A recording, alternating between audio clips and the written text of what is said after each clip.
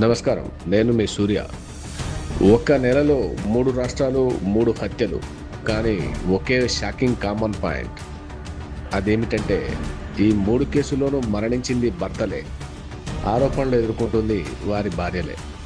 మహబూబ్ నగర్, సంగారెడ్డి, ఇలా మరో రాష్ట్రంలో మరో ఘటన. ఇవి కేవలం 3 కేసులు మాత్రమే కాదు, దేశవ్యాప్తంగా ఇలాంటి వార్తలు వరుసగా ఎందుకు వస్తున్నాయి? దాంపత్య బంధాలు ప్రమాదకంగా మారుతున్నాయా, లేక వివాహేతర సంబంధాలా? దీనికి కారణం ప్రతీకారమా, లేదా ఆస్తి వివాదాలా, లేక మానసిక ఒత్తిడా? ఈరోజు పాయింట్ బ్లాంక్లో సంచలనం కాదు, కేసుల వెనుక ఉన్న నిజమైన ప్యాటర్న్ను విశ్లేషిద్దాం.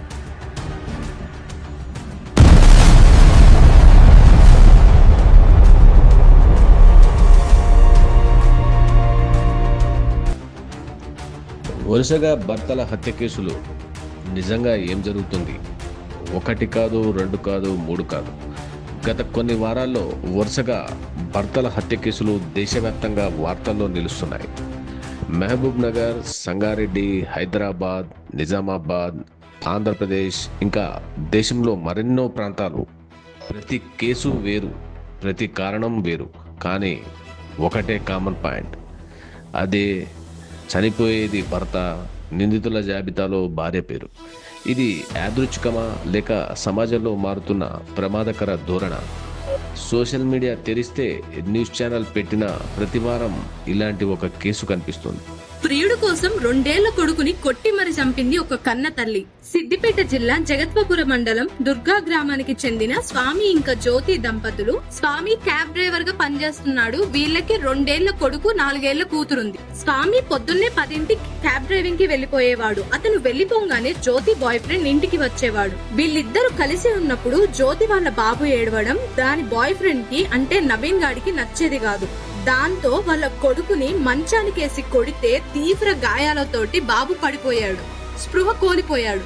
వెంటనే హాస్పిటల్ కి తీసుకొని వెళ్లే దారిలోనే మీ బాబు చనిపోయాడని హాస్పిటల్లో డిక్లేర్ చేశారు. ఆ బాబు అంత్యక్రియలు అయిపోయాక ఆ తల్లిలో ఎటువంటి చలనం, బాధ లేకపోగా వాట్సాప్ లో హాయ్లు, వాట్సాప్ లో మెసేజ్లు చేసుకుంటుండగా వాళ్ళ హస్బెండ్ రెడ్ హ్యాండెడ్ గా పట్టుకొని పోలీసులకి ఒప్పజెప్పినాక, అది చెప్పిన నిజాలు వింటే నేను నా బాయ్ ఫ్రెండ్ ఇద్దరం కలిసి నా కొడుకుకి అడ్డొస్తాడని చెప్పి చంపేసినామని చెప్పింది. కొన్ని కేసుల్లో వివాహేతర సంబంధాలపై ఆరోపణలు, మరికొన్ని కేసుల్లో ఆస్తి వివాదాలు, ఇంకొన్ని చోట్ల దాంపత్య కలహాలు, మరికొన్ని కేసుల్లో కోపం, అవమానం, అనుమానం, ప్రతీకారం. ఇలా ఒక్కో కేసులో ఒక్కో కారణం కనిపిస్తోంది. చాలా క్లిష్టమైన కేసు అనమాట. అనుమానాస్పద కేసు అంటే ఫస్ట్ ఏం ఆధారాలు దొరకలేదు దాంట్లో. ఇతనికి మృతుడు భార్య ఉందమ్మా, దుర్గామణి అని.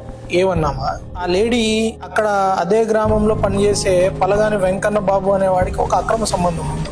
అడ్డుగా ఉన్న ఈ భర్తని తొలగించుకోవాలని చెప్పి పన్నాగం పన్నారు. ఈ అక్రమ సంబంధం తెలియడంతో సులేమాన్ రాజు కూడా భార్య మీద కోపంగా ఉండడం, వేధించడం అట్లాంటివి చేసేవాడు. సో ఇతన్ని పర్మనెంట్ గా తొలగించుకుంటే ఫ్యూచర్ లో ఏం ప్రాబ్లం ఉండదు అని చెప్పేసి సుపారీకి మాట్లాడుకున్నారు. ఇంకొక లవర్ ఉన్నాడు, నవీన్ అనేవాడు ఒక లవరు, తర్వాత ఇంకొకడు వెంకన్న బాబు అనేవాడు. వాడికి ఒక 1.5 lakhs ఇవ్వడము, వాడి చేత చేయించాలనుకోవడము, తర్వాత కాకపోయేసరికి మళ్ళీ 12 లక్షల రూపాయలు ఇచ్చి ఒక కిరాయి ముఠాతోటి హత్య చేయించారు. లోన్ అయితే ఈ కేసులన్నింటినీ కలిపి చూస్తే ఒక పెద్ద ప్రశ్న ఎదురవుతోంది. దాంపత్య బంధాలు ఎందుకు ఇంత ప్రమాదకరంగా మారుతున్నాయి? భర్త నమ్మేసిన భార్య అట. భవానీ నగర్ పోలీస్ స్టేషన్ పరిధిలో భర్తను గొంతు నులిమి చంపేసింది భార్య.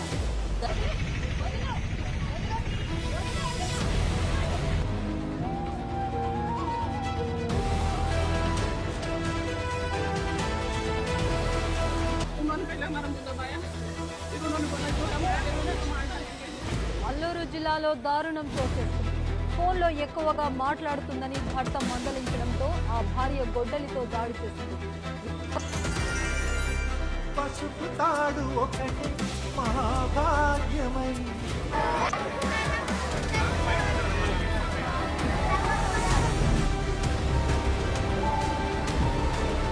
ఇక్కడే పొదల్లో దాక్కున్న అంజు లవర్ సంజు అండ్ మరో ఇద్దరు వాళ్ళపై అటాక్ చేశారు.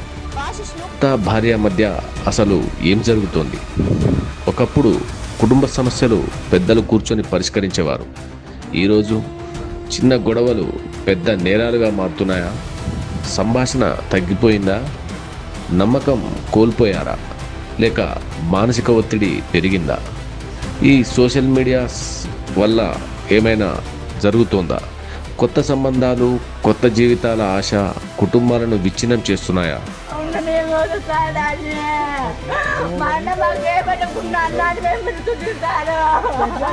మనం గుర్తుంచుకోవాల్సిన విషయం ఒక్కటే, ప్రతి కేసులో పోలీసుల దర్యాప్తు చేస్తున్నారు. ప్రతి ఆరోపణ నిజమని చెప్పలేం. ఎవరు దోషి అనేది చివరికి కోర్టే నిర్ణయిస్తుంది.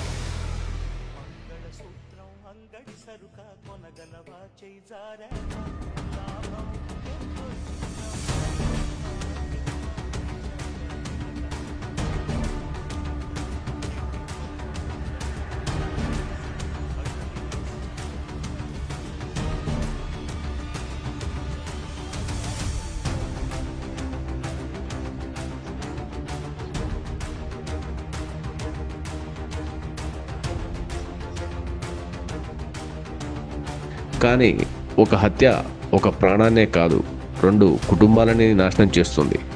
పిల్లలను అనాథల్ని చేస్తుంది, తల్లిదండ్రులను ఒంటరిగా చేస్తుంది, సమాజానికి ఒక చెడు సందేశాన్ని పంపుతుంది. ఇది మహిళలు వర్సెస్ పురుషులు అనే చర్చ కాదు. ఇది కుటుంబ బంధాలు ఎందుకు ఇంత సులభంగా విరిగిపోతున్నాయనే ప్రశ్న. మీ అభిప్రాయం ఏమిటి? ఈ వరుస కేసుల వెనుక అసలు కారణం ఏమిటి? కామెంట్ చేయండి. నేను మీ సూర్య. ఇది పాయింట్ బ్లాంక్ విత్ సూర్య. జై హింద్.